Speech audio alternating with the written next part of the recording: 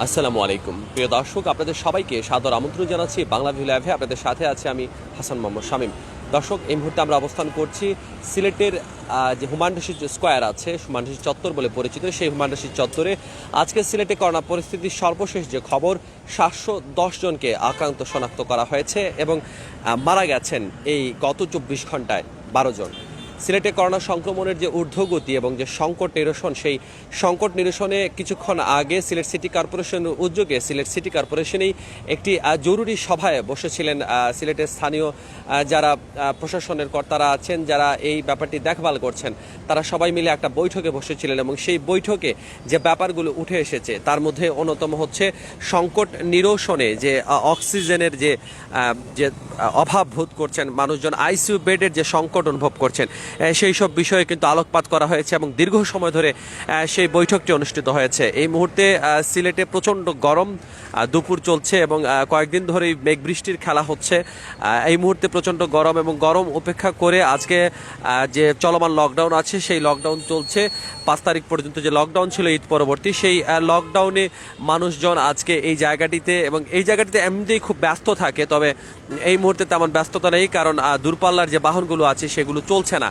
আর এর মধ্যে আমরা কিছুটা দেখতে পেয়েছি যে এখানে যে বাইক শেয়ার রাইডিং শেয়ার অ্যাপসের মাধ্যমে যে বাইকের মাধ্যমে মানুষজন বিভিন্ন জায়গাতে যাওয়ার চেষ্টা করছেন এবং যেহেতু গণপরিবহন বন্ধ আছে, সে কারণেই মূলত এই ধরনের বাহনও করে মানুষজন যাওয়া আসা করছেন। দর্শক, আপনাদেরকে জানানোর চেষ্টা করছি করোনা পরিস্থিতির সিলেটের সর্বশেষ তথ্য। যে 710 জন আক্রান্ত শনাক্ত হয়েছেন তাদের বেশিরভাগই কিন্তু সিলেট জেলার, অর্থাৎ 400 জনেরও বেশি সিলেট জেলার বাসিন্দা। এবং আজকে যে সিলেট সিটি কর্পোরেশনে যে বৈঠকটি অনুষ্ঠিত হয়েছে, সেই বৈঠকে যোগ দিয়েছিলেন টেলিকনফারেন্সের মাধ্যমে মাননীয় পররাষ্ট্রমন্ত্রী ডক্টর এ কে মোমেন এবং সিলেটে যারা ব্যক্তিবর্গ আছেন তারা কিন্তু তাদের দাবি জানিয়েছেন। এবং যে ব্যাপারটি উঠে এসেছে, যেটি উসমানী মেডিকেল কলেজ হাসপাতালে একটি অক্সিজেন প্লান্ট বসানোর একটা প্রক্রিয়া শুরু করার জন্য তারা জোর তাগদা দিয়েছেন এবং আইসিইউ বেডের যে সংকট আছে, সেই আইসিইউ বেডের সংকট নিরসনে তারা কাজ করার জন্য সবাই মিলে বসেছিলেন। যে ব্যাপারগুলো উঠে এসেছে এই বৈঠকের মাধ্যমে, সেখানে কিন্তু বলা হয়েছে যে উপজেলা থেকে যেসব রুগী সিলেট শহরে আসছেন, পুরো সিলেট বিভাগের চাপ কিন্তু এখন সামলাতে হচ্ছে সিলেট উসমানী মেডিকেল কলেজ হাসপাতালকে এবং সেই চাপ সামলাতে গিয়ে হিমশিম খাচ্ছেন পুরো সিলেটের যারা চিকিৎসা সেবার সাথে জড়িত আছেন।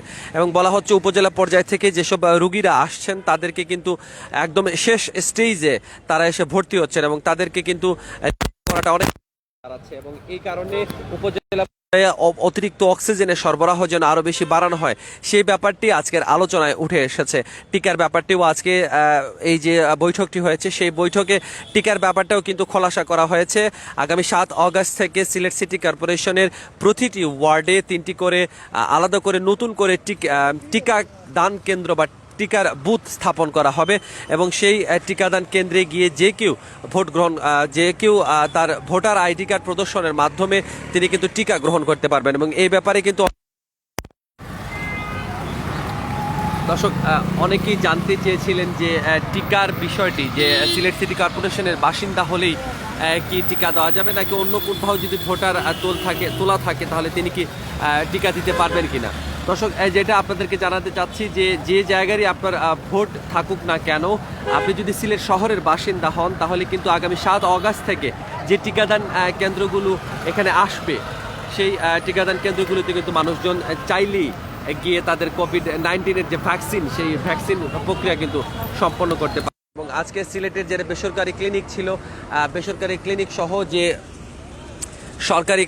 সরকারি হাসপাতালগুলোর ব্যক্তিগর্ব তারা কিন্তু একত্রিত হয়েছেন এবং তারা বলেছেন অক্সিজেন সংকট নিরসনে প্লান্ট বসানোর আসলে কোনোভাবেই বিকল্প নেই। এবং ইতিমধ্যে অক্সিজেন প্লান্ট কিন্তু সিলেটের একমাত্র করোনা ডেডিকেটেড হাসপাতাল যেটি আছে শহীদ শামসুদ্দিন আহমদ হাসপাতাল, সেই হাসপাতালে কিন্তু করোনা আর যে অক্সিজেন প্লান্ট সেটা কিন্তু আছে। কিন্তু সিলেট ওসমানী মেডিকেল কলেজ হাসপাতাল, যেখানে পুরো বিভাগের মানুষজন সেবা নিতে আসেন, তাদের জন্য কিন্তু অক্সিজেনের সংকট দেখা দেয় এবং অনেকেই উপজেলা পর্যায় থেকে একদমই শেষ পর্যায়ে আসেন, যে কারণে উপজেলা পর্যায়ে অক্সিজেনের সরবরাহ বাড়ানো হলে বলা হচ্ছে যে এই যে করোনা সংকট, যে করোনার পরিস্থিতিতে যে সংকট তৈরি হয়েছে, সেই সংকট থেকে কিছুটা হলেও মুক্তি মিলবে।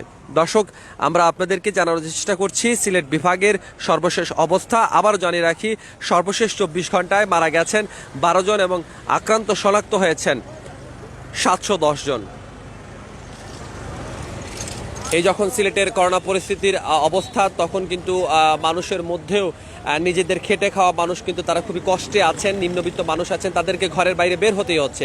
এবং আজকের যে আলোচনাটি হয়েছে, যে সভাটি হয়েছে, সেই সভায় কিন্তু শতভাগ টিকার আওতায় সিলেটের মানুষকে নিয়ে আসার ব্যাপারে জোর দাবি জানানো হয়েছে এবং এ ব্যাপারে কিন্তু পদক্ষেপ নিতে যাচ্ছে স্থানীয় সরকার। বর্তমান সরকারের সাথে সমন্বয় রেখেই সবাই কিন্তু এগিয়ে যাওয়ার চেষ্টা করছে।